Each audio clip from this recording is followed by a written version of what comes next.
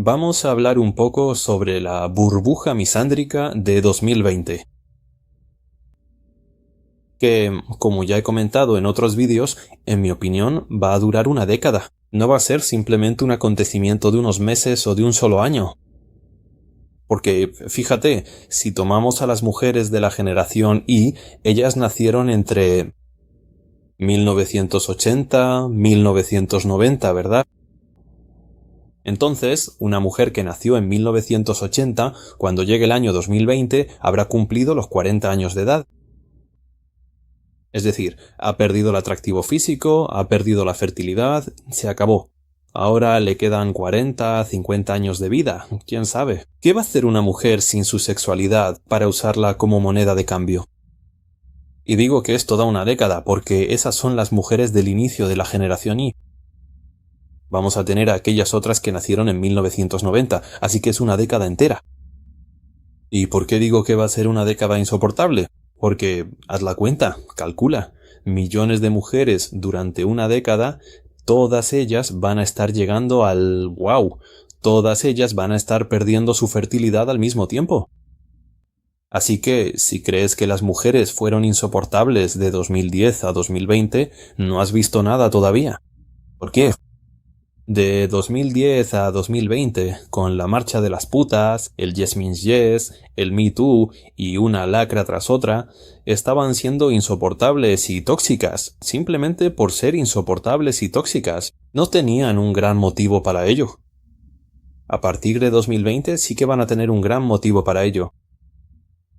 Y recuerdo que creo que es Avemur, el Black Gnostics Speaks, que ya lo comenta desde hace bastante tiempo, pero ahí estamos hablando de un microuniverso, ¿no? Estamos hablando de ese universo de la comunidad negra en Estados Unidos.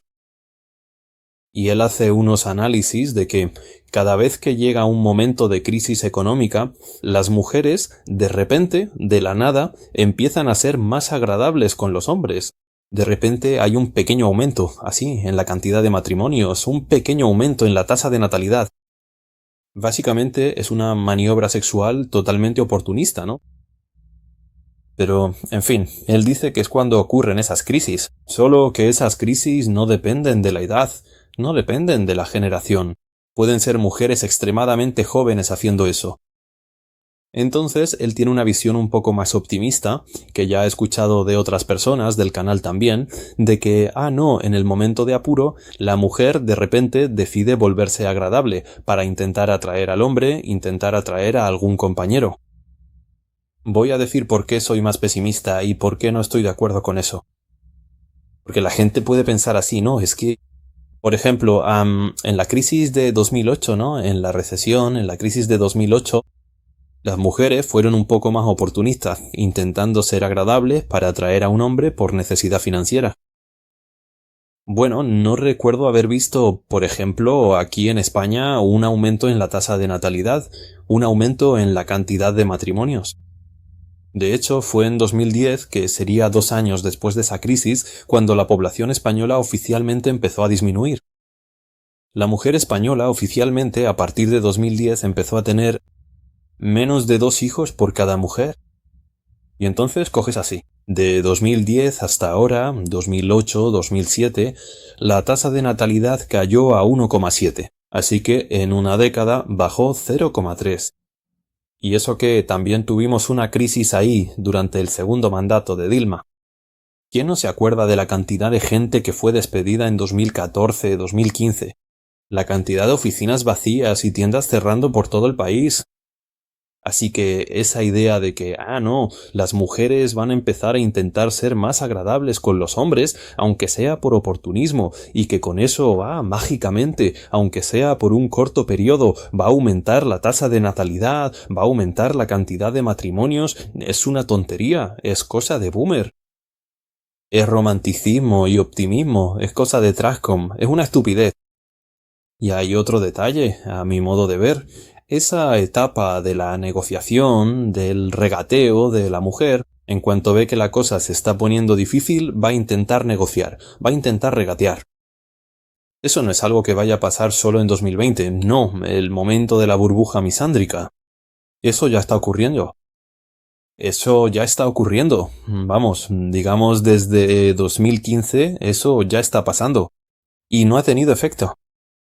Si os fijáis, entre 2010 y 2015 empezaron a aparecer en los medios esos artículos que, sobre todo en el extranjero, ¿verdad? Solo que aquí en Brasil hay ese desfase cultural. De 2010 a 2015, esos artículos decían: ¿dónde están los hombres buenos? ¿Por qué no consigo encontrar un hombre para casarme y tener hijos? Un montón de periodistas que en realidad eran más blogueras que periodistas en sus 30 años escribiendo esos artículos. Así que a nadie le importa, a nadie le interesa lo más mínimo. Y si tenemos en cuenta ese desfase cultural, ¿vale? De 2015 a 2020, esto empezó a pasar en Brasil. Y entonces, ¿cuál fue su maniobra, su estrategia de negociación? Pues bien, observa ese supuesto giro a la derecha en Brasil. La cantidad de mujeres que de la nada fingen ser tradicionalistas, fingen ser conservadoras, mientras que tienen un estilo de vida y una historia que están lejos de ser tradicionalistas, lejos de ser conservadoras. No es casualidad que las hayamos apodado conservadías, conservas. Analicemos esto. Esto ocurriría en Brasil en 2015. Hasta 2020. ¿Recuerda lo que dije sobre la generación Y? Vamos a ver, la mujer que nació en 1980, en 2015, ¿cuántos años tenía? ¿35? Si no estaba casada y con hijos, colega... Mira, la bomba de relojería estaba a punto de estallar, era un desespero total. Entonces, ¿por qué creéis que mágicamente un montón de mujeres en el país empezaron a ponerse una máscara de conservadoras, de tradicionalistas? Empezaron a poner en Twitter la bandera de Brasil, el número 17. Y incluso así, la mujer que nació en el 85, ahora en 2020 también está cumpliendo 35, colega. Así que en los últimos 5 años ya estaban negociando. Ya estaban intentando negociar, intentando atraer a los hombres. Y busca la tasa de natalidad, busca la cantidad de matrimonios aquí en Brasil. No funciona. Llega un punto en que incluso alguien que nunca ha oído hablar de MGTOW adopta ese estilo de vida, MGTOW, aunque el tipo no conozca las leyes. La misandria está por todas partes, tío, ¿ves? Tiene la sensación de que, joder, la esfera política lo odia. Los medios le odian, las mujeres se están volviendo cada vez más tóxicas. Es como dijo Stardust hace años. Llegará un momento en que ni siquiera la etiqueta de MGTOW será necesaria. MGTOW será la norma, los hombres se volverán MGTOW de la nada. Sin haber oído nunca hablar de la filosofía, sin ver ningún vídeo, sin entrar en Reddit ni nada de eso. Incluso en varios canales de YouTube que no tienen nada que ver con MGTOW, canales de cine, de juegos de ordenador, de anime, etc. Hay un canal conocido, más enfocado al mundo de los videojuegos, al universo de los videojuegos, que es It's a Gundam. Y entonces a veces coge esos artículos que dicen que, madre mía, hay mucha misoginia en la industria de los videojuegos, que las mujeres sufren discriminación en los sports, en las competiciones electrónicas, en los juegos de videoconsola y tonterías así. Y entonces él mismo, un tío mainstream de YouTube que tiene un canal de videojuegos, dice algo así como: mira, no es la cultura de los videojuegos la que vuelve misóginos a los hombres. Son las mujeres las que vuelven misóginos a los hombres por su comportamiento tóxico. Y fíjate, como ya he dicho, hubo esa etapa de negociación. Quiere decir, volvamos ahora a Brasil. De 2015 a 2020, las mujeres brasileñas ya intentaron hacer su propia negociación. Vale, eligieron a Bolsonaro y tal. Ahora están apostando por un aumento de la seguridad pública, porque, como he dicho, la mujer depende o del hombre o del Estado para tener un papel de protector y proveedor, al menos eso.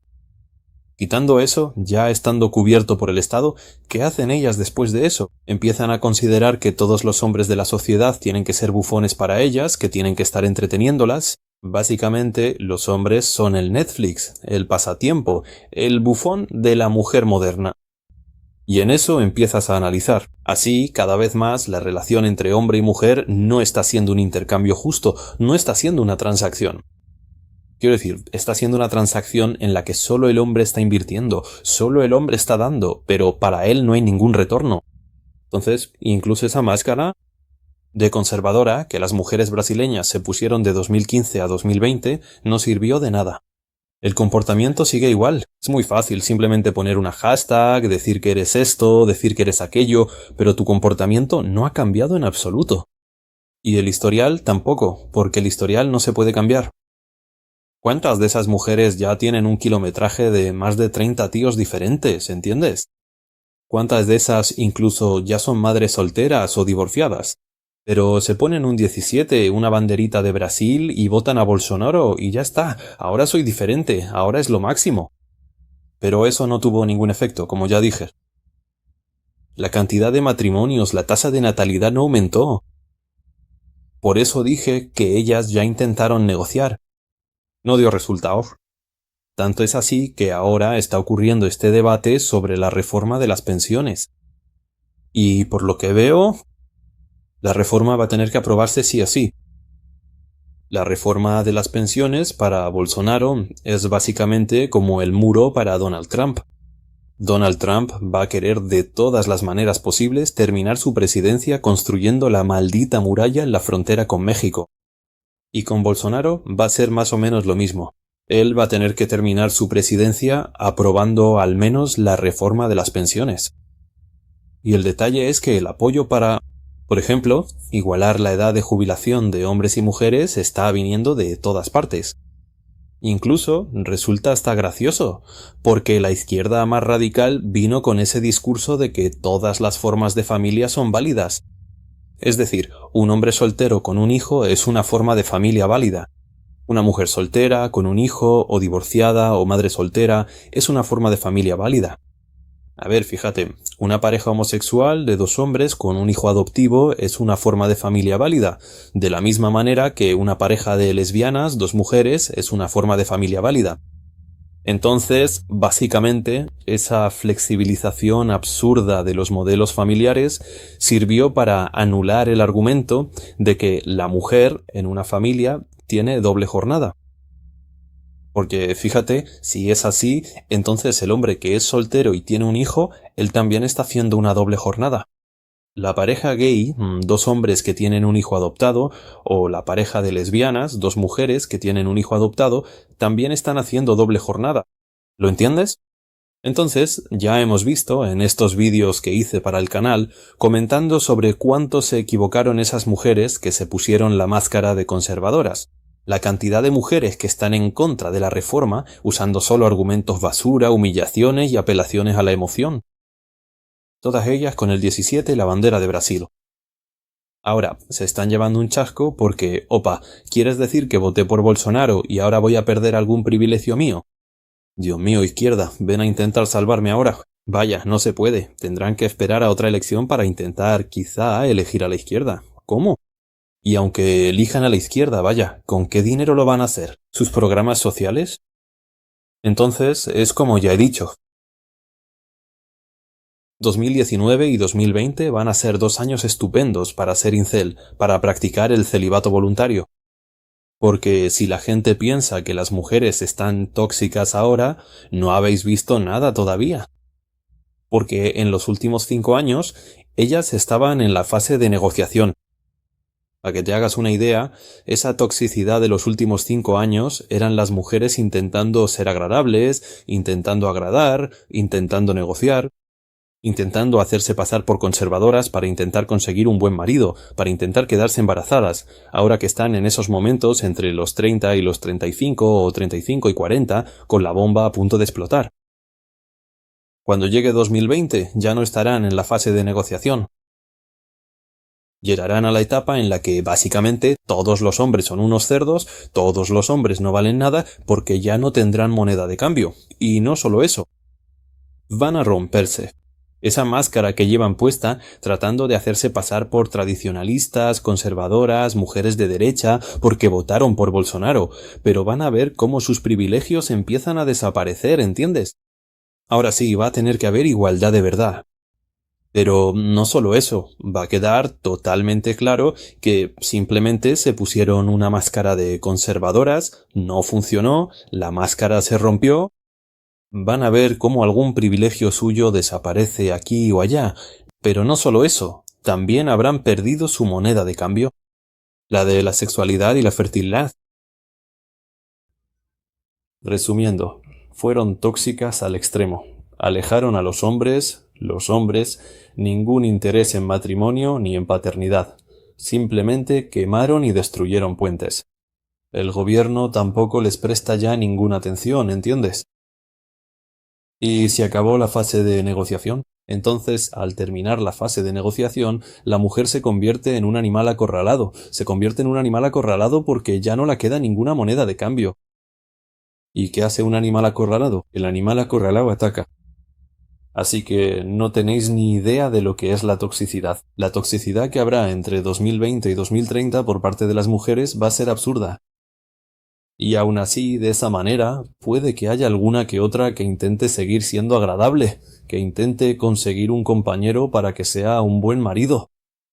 Pero, aún así, si una mujer ya ha pasado su periodo fértil, la etapa en la que es atractiva, ni siquiera tendrá los medios para convencer a un hombre de que se case con ella, ni siquiera para que la deje embarazada, porque una vez que el útero desaparece, una vez que el útero se convierte en Detroit, nada más puede crecer allí. Ahí es donde entra en juego la toxifila, grandeza. Y para la gente que sigue el MGTOW desde hace más tiempo, no recuerdo si es en el canal de The Red Pill, en TRP, o en el canal de Pensador Selvagen, hay ese vídeo clásico de Thirdling Monkey y los 3 tipos de feministas. La primera feminista es esa chica que es feminista solo porque es joven, atractiva, está en la universidad, así que es su moda.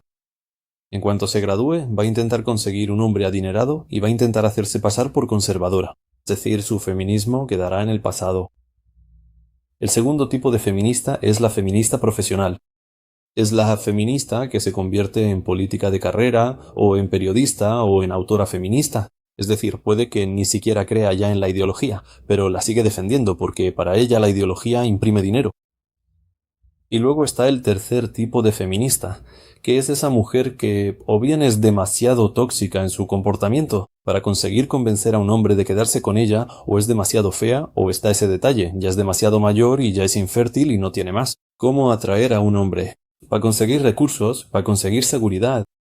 Entonces, la única alternativa que le queda es simplemente servir de masa de maniobra para el gobierno y seguir votando al gobierno para exigir cada vez más socialismo. Y esto también encaja con otro vídeo que hice, aquel en el que hablo del libro The Pence Rule, sobre por qué algunas mujeres odian a los hombres, que es exactamente la misma situación. En el libro The Pence Rule, en aquel capítulo que analicé y traduje, él también analizó lo mismo. Esas mujeres que han pasado de los 30, que tienen 35, 40 años, y básicamente se dieron cuenta de que invirtieron en su carrera, invirtieron en sus estudios, no consiguieron retener o ni siquiera intentaron retener a ningún hombre entre los 20 y los 30 años, y ahora están viendo que, bueno, invirtieron en la carrera, invirtieron en los estudios, pero no encontraron una pareja. Y ahora son demasiado mayores para conseguir atraer a una pareja, para intentar convencer a un hombre de casarse con ellas y también de convencer a un hombre de tener un hijo con ellas, porque además existe el riesgo de síndrome de Down, alguna otra malformación, o incluso puede que ya hayan perdido su fertilidad. Y de ahí viene lo que dice The Pence Rule, preguntando, ¿por qué existen mujeres que odian a los hombres? Porque ese detalle, ellas no quieren asumir la responsabilidad de sus actos. Es como dije en aquel otro vídeo mío tan clásico. Las mujeres van a hacerse las víctimas o a fingir que el feminismo nunca existió. Básicamente, fingir que el feminismo nunca existió es la maniobra de la conservadora. Se pone una máscara de derechista y dice, no, yo soy tradicionalista, yo soy conservadora, voy a hacerme la camaleónica y convencer a algún tío para que se quede conmigo. Y la otra parte de hacerse la víctima es esa de decir, no, fue marxismo cultural el que me manipuló, fue feminismo el que me manipuló. Soy una víctima, ¿entiendes? Quiero decir, van a echarle la culpa a Dios y a todo el mundo, pero no van a asumir la responsabilidad por la decisión que tomaron. Y de ahí es de donde va a venir. Es lo mismo, todo acaba siendo lo mismo. Fíjate, ese vídeo de Thirdling Monkey es de 2015, ya hablaba de los 3 tipos de feminista. Es decir, el tercer tipo de feminista es ese estadio final. Es el estadio de la mujer. Posmuro, infértil. que básicamente ha desarrollado un odio hacia los hombres porque no puede asumir la responsabilidad de sus decisiones ni de las consecuencias de esas decisiones. Entonces quieren echarle la culpa a la Yen, o echarle la culpa al gobierno, o al marxismo cultural, a la ideología, o a los hombres. Es decir, básicamente es una persona que va a pasar el resto de sus años alimentándose de odio. Y fíjate, el libro de The Pence Rule creo que salió en 2018, tratando de lo mismo otra vez. Así que fíjate en ese desfase cultural llevándolo a Brasil. Nuestra fase de la mujer intentando negociar. 2015 a 2020, la era de las Tretfoots, la era de las conservadillas. Y ahora, entre 2020 y 2030, llegará la fase en la que, básicamente, millones de mujeres brasileñas de la generación Y se convertirán en el tercer tipo de feminista. La mujer que o es demasiado tóxica o... bueno, ¿no? Es demasiado mayor o ya es infértil y no consigue atraer a un hombre para obtener protección, provisión, seguridad. Y si alguna vez tuvo el deseo de casarse o tener hijos, mira, lo siento mucho, ese deseo se quedó en nada. Y es lo mismo, ellas también acabarán convirtiéndose, de forma similar, en esas mujeres que odian a los hombres, como se mencionó en el libro de la Dependence Rule. Pero, en fin, entonces no se puede prever exactamente lo que va a pasar. Pero al menos mi previsión inicial, digamos 2019, 2020, 2021, 2022, tío, al menos la primera mitad de la década va a ser absurdamente insoportable. Y no veo cómo puede mejorar la cosa. De hecho, hay gente que dice, no, ahora la cosa va a empezar a mejorar. No, tío. Ya estaba mal, porque las mujeres estaban en la fase de negociación. Pasando ya el 2020, vamos a llegar a la fase en la que ellas ni siquiera quieren negociar. Simplemente quieren odiar y destruir puentes y volverse lo más tóxicas posible, porque no pueden asumir la responsabilidad, tienen que echar la culpa a los demás. Y fíjate, como ya he comentado, en los últimos años aumentó la tasa de natalidad, aumentó la cantidad de matrimonios. Incluso el hombre que nunca ha oído hablar de Blue Pill, Purple Pill, Red Pill, el tío se está alejando. El tío está decidiendo no casarse, está decidiendo no tener hijos. En algunos casos incluso los tíos así, ni siquiera por una cuestión económica. El tío puede incluso estar bien económicamente, pero ya está empezando a protegerse. Ya está empezando a protegerse. La misandria está en auge, está surgiendo por todas partes. ¿Cómo van a convertirse entonces en un animal acorralado, prendiendo fuego a todo, destruyéndolo todo? No veo ninguna mejora. Las cosas solo van a empeorar. Las cosas solo van a empeorar. Y tal vez, solo tal vez, a partir de 2025, tal vez a partir de 2030, algo cambia. Pero es como hablamos. Creo que fue en un hangout con Dom Sandri, con el tío MGTOW, cuando llegamos a esa misma conclusión, que no es solo una cuestión de leyes.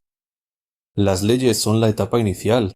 Las leyes son el análisis de las leyes y ver cuánta misandria hay allí, cuán injustas son, cómo van en contra del hombre. Ese es el primer paso para el tipo Purple Pill. El tipo Purple Pill lo ve así. No, el problema son las leyes, el problema es la sociedad. Porque el tipo Purple Pill, igual que el tipo Blue Pill, tiene una visión idealizada de la mujer. No quiere ver los defectos de la mujer, no quiere admitir que, oye, quizá la mujer también sea un problema. Entonces, en realidad tenemos que tener una cultura, una sociedad que frene a la mujer cuando empieza a ser tóxica, empieza a ser problemática y empieza a perjudicar a la sociedad, perjudicar a sus compañeros, perjudicar a sus hijos, a su familia. Pero el tipo que es Purple Pill o Blue Pill no ve eso. Y básicamente es la discusión a la que llegamos hace meses con Dom Sandro y con el tío MGTOW, porque aunque las leyes fueran injustas, aún así te casarías, tendrías hijos, y la respuesta fue casi unánime, simplemente la respuesta fue no. ¿Por qué? Porque ya conozco lo suficiente a las mujeres y la naturaleza femenina como para ver que la transacción de la relación no merece la pena. Es algo que no tiene retorno para el hombre, porque ves a la mujer moderna, la mujer actual, generación Y, generación Z, es extremadamente tóxica. Y no existen mecanismos en la sociedad, en la esfera política, cultural, social, familiar, para contener esto. De hecho, legalmente, todos esos mecanismos están siendo eliminados a través del juzgado de familia, a través de la ley María da Peña. Entonces, cuando el tipo se vuelve red pill, se da cuenta de que no, las mujeres son un problema. Son un problema, de cierta manera, siempre lo han sido, solo que en otras épocas, en otros momentos, la sociedad, de la misma forma que frenaba los aspectos negativos masculinos, también frenaba los aspectos negativos femeninos. Solo que estamos pasando por una experiencia de 150 años en la que todo lo que era, cualquier barrera que había para contener el comportamiento negativo femenino, fue eliminada. Y en esa discusión con Don Sandro y con el tío MGTW, no recuerdo si fui yo quien dijo esto, pero al menos los otros estuvieron de acuerdo. No sé si ellos lo dijeron también. También que, a mi parecer, la única solución no va a venir de los MGTWs. MGTW es una animalidad. No va a venir de los conservadores, ¿entiendes? No va a haber una oleada brutal de hombres que despierten de golpe. Lo que estamos haciendo con este pequeño trabajo de Red Pill es intentar salvar vidas, ¿entiendes? Intentar evitar que más hombres salgan perjudicados. Básicamente, lo que va a tener que pasar, lo que dije en esa discusión, es lo siguiente. Vamos a tener que tener en la sociedad un grupo perceptible y grande de mujeres que se han quedado solteras.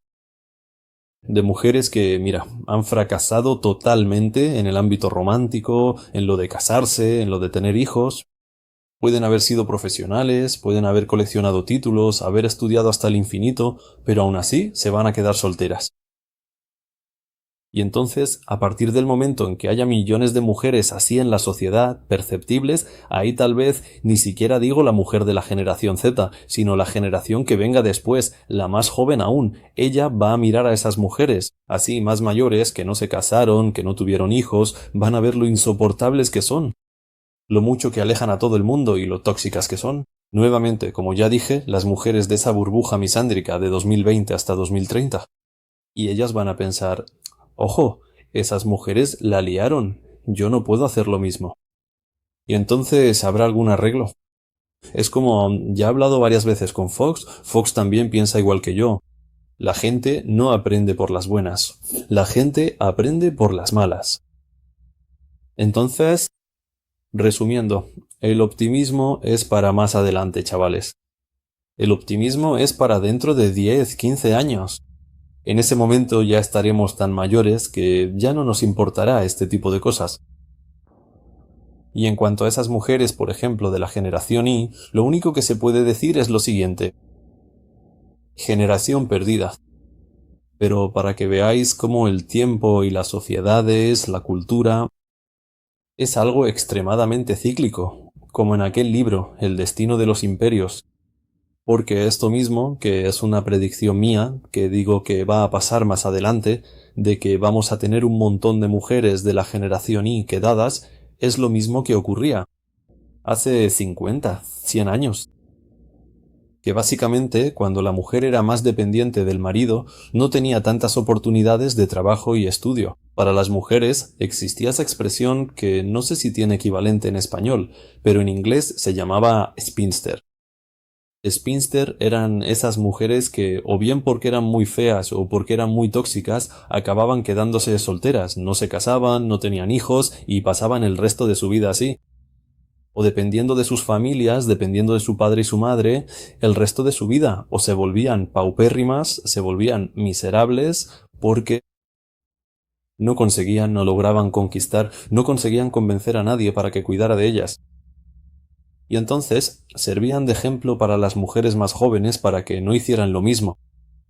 Básicamente, el papel que les va a corresponder a las mujeres de la generación y creo que quizá también a las mujeres de la generación Z, va a ser ese papel.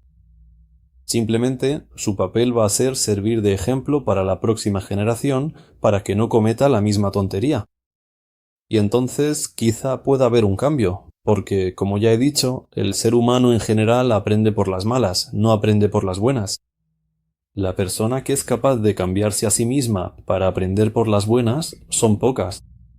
Y ese tipo de cambio interno, sin ningún tipo de presión externa, es un tipo de cambio que exige mucha fuerza de voluntad. Y no todo el mundo la tiene, esa cantidad de fuerza de voluntad.